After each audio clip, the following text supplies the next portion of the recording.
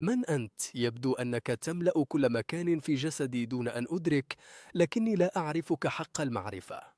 أنا البوتاسيوم، رمزي الكيميائي كي، وأحب أن أعتقد أنني العمود الفقري للتوازن داخل جسمك. توازن؟ هل لك أن تشرح؟ بالطبع، أنا العنصر المسؤول عن توازن السوائل داخل خلاياك، أحافظ على استقرار نبضات قلبك، وأساعدك في تنظيم ضغط الدم، وأوفر الطاقة لعضلاتك. هذا مذهل، لكن ماذا يحدث عندما تزداد مني في جسدي أو تنقص؟ عندما تنقص نسبتي تبدأ العضلات بالضعف، وينبض القلب بطريقة غير منتظمة، وتشعر بالإرهاق حتى لو لم تفعل شيئا يذكر.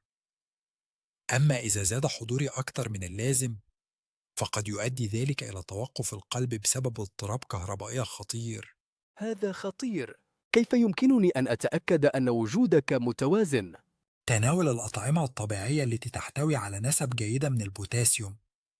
يمكنك أن تجدني في الموز، البطاطس، الأفوكادو، السبانخ، وحتى الطماطم.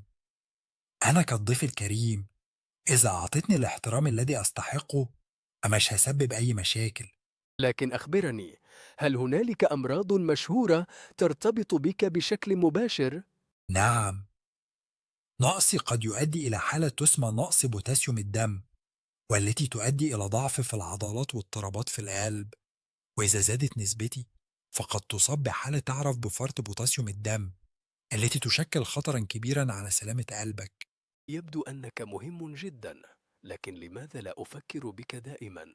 أشعر أنك تنسى رغم أهميتك. ربما لأنني لا أصرخ، لكنني موجود دايما في الخلفية، أعمل بهدوء.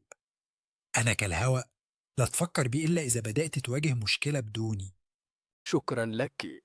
سأحرص على تناول الأطعمة الغنية بك، لكنني سأحترس أيضا من زيادتك.